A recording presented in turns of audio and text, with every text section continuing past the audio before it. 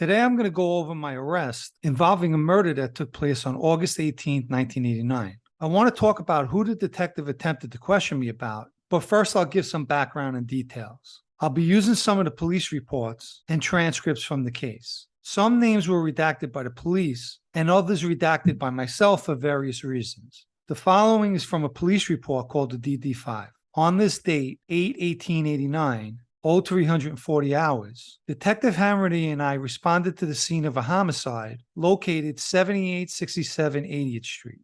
At this location, I interviewed the first officers at the scene. They are Police Officer Robert Vitrano and Police Officer Peter Gizmowski, assigned to the sector 104th Precinct, 12 to 8 tall. They state the following. At about 0310 hours, they were at 78 Place and Myrtle Avenue on a 1052, whatever that means. EMS was also present. They were approached by an unknown man or woman who stated that there was a man shot down the street. They went to the PO, whereupon they found the body of lying face up in the street unconscious. When EMS cut the shirt, he saw that the victim had sustained a gunshot wound to the upper left chest. There was a spent round and an undischarged round found nearby. The victim was removed by EMS to EJH, where he was pronounced DOA at 0320 hours by Dr. Stein. Crime scene was established and guarded. After this incident took place, my co-defendant Michael and I left the scene to avoid being arrested.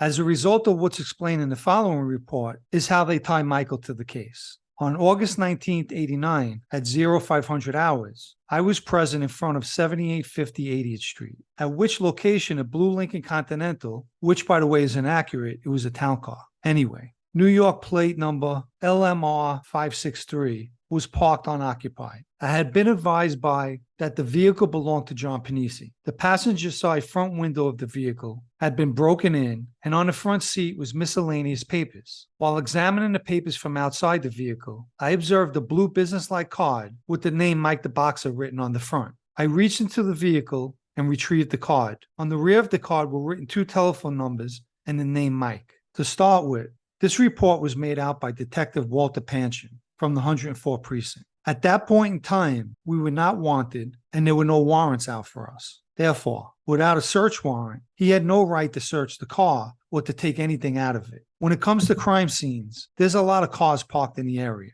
The police just can't search cars at their leisure, even if there's one with a broken window. Here's Detective Panchin's version of what transpired after my arrest. On 10/14/89, at 1200 hours, I arrested John Panisi at location 48 Rampasture Road, Hampton Bays, New York, in connection with the above crime. On 10/14/89, at 1315 hours, John Panisi was being transported back to the 104th Precinct in a private auto when he stated to me that they give you pretty shitty cars to use. I then stated that we had been using his auto, the Lincoln which he left in front of. I then stated that we had to have the broken window of the auto repaired before we could use it. John Panisi stated at this time the window of my car was broken. I stated it was broken on the date that was killed. John Panisi at this point shook his head in disbelief. In all honesty, the comment about the shitty car I did make, but that was the end of my conversation. Let's take a look at some of the trial transcripts where my lawyer cross-examines the less than truthful detective.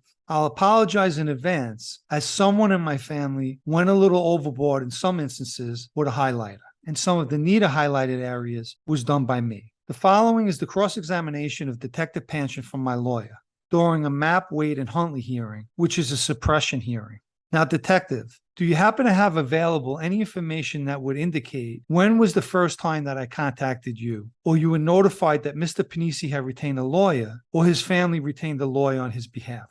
I would have to look through my notes. Would you do that, please? Could you indicate for the record what you are using to refresh your recollection? I'm using the inside of the folder, of the case folder, which I just jotted down when attorneys did call me. And I have jotted down here, August 29th, 1989, at 8:30 p.m., I spoke with attorney Ed Schulman. And if you look at this, where he jotted down, as he said, legally, at the moment he jotted this down, he was made aware that I was represented by an attorney. So either he or any member of law enforcement could not question me without my attorney present.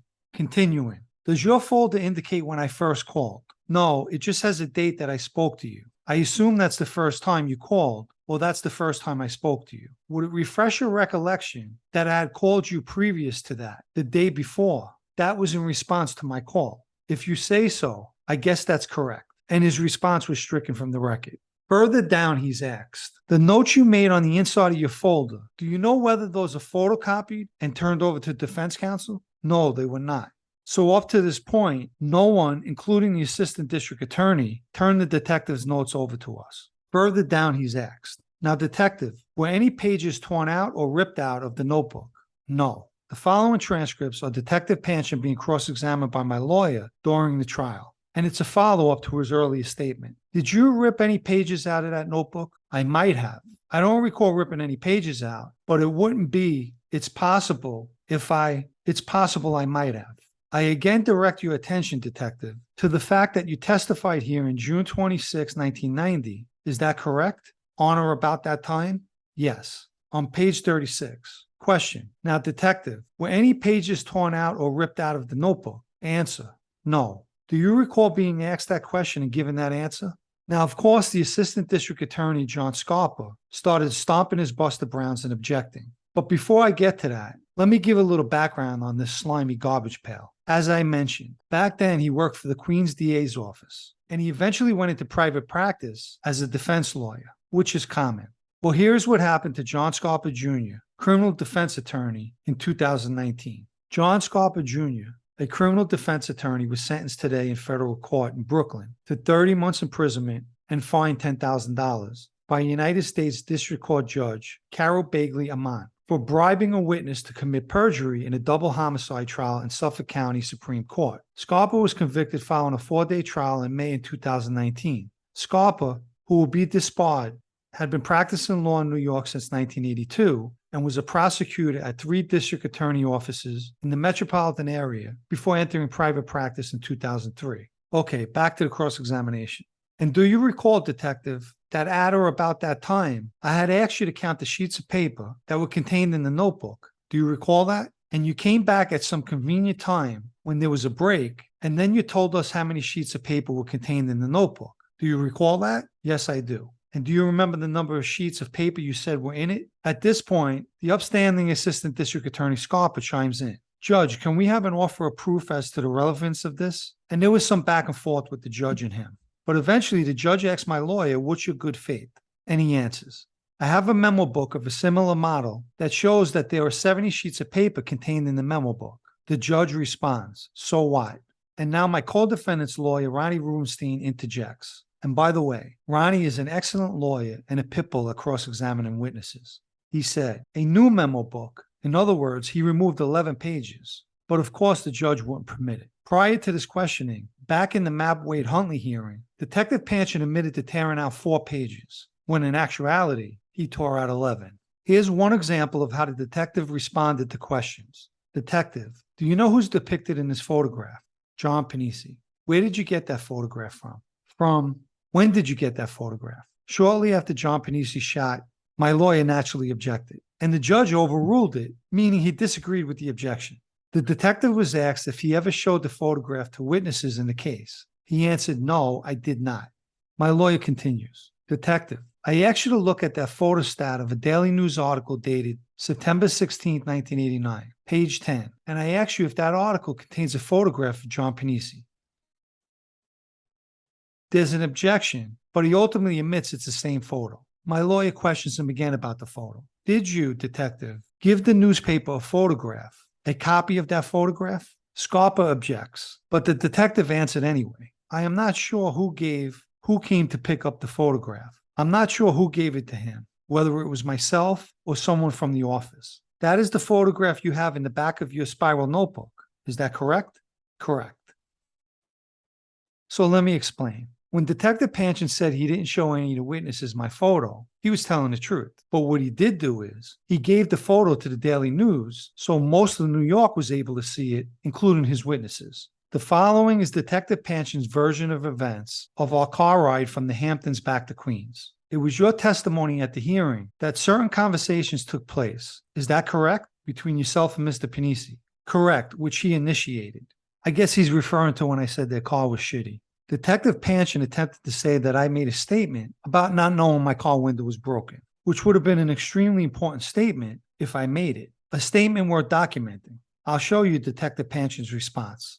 My lawyer again questions him. If you look at the first paragraph there, numbered paragraph, and you look at the next to the last sentence in the first paragraph, where it says the perpetrator made no statements in regard to the investigation of this case, did you put that in this form? Yes, I did. He filled this DD-5 out 2 days after I allegedly made the statement. On that car ride, Detective Panchin also pulled out a stack of pictures and showed me the entire stack, which included photos of the victim at the morgue, which is a form of interrogation. Did you advise John Panisi of his rights? No, I did not.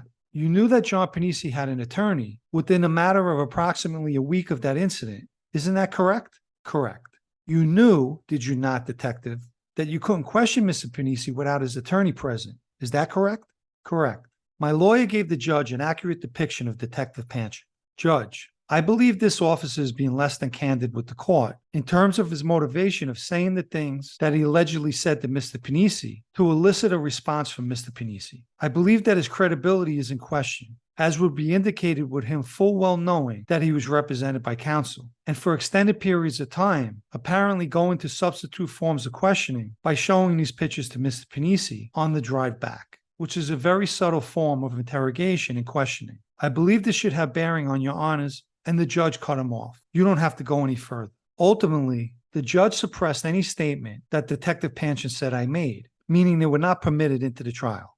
What wasn't mentioned, besides Detective Panchin showing me pictures, he attempted to question me about 3 people. There's no trial minutes of these conversations because we weren't going to bring names associated to organized crime into the trial. Number one, we didn't want to open that door, and we had Detective Panchin's head on a silver platter by everything else he did. On the car ride back, the first 2 people he brought up was my cousin Louie and Tony Muscatello. As you can see from his spiral notebook, he had my cousin and Tony Muscatello's information. And what's funny is, he has the name Salerno written in parentheses. I guess he thought he was with the West Side. He even wrote down the restaurant my family used to own in Manhattan, Bravo Sergio.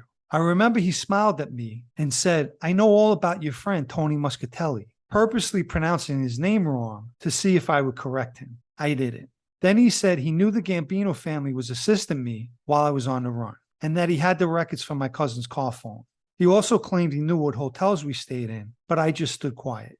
Next, he brought up an incident that took place on Austin Street in Queens. One night, a bouncer who worked at the nightclub The Lemon Tree was shot. He said, I heard Vito Guzzo shot him, which he was right. Vito had words with a black bouncer and wound up shooting the guy. But I showed him no reaction and I remained silent. Years later, I told Anthony Guzzo about what the detective said. And Anthony told me, you see how bad they wanted my brother? In the end, Detective Panchin's lies were exposed, but it didn't matter. Both Michael and I were convicted at trial. I think the message here is not about a detective lying, but more importantly, as the saying goes, the police station is where our liberties begin and end. However, if we make wise decisions, there's no need to worry about our liberty or police stations.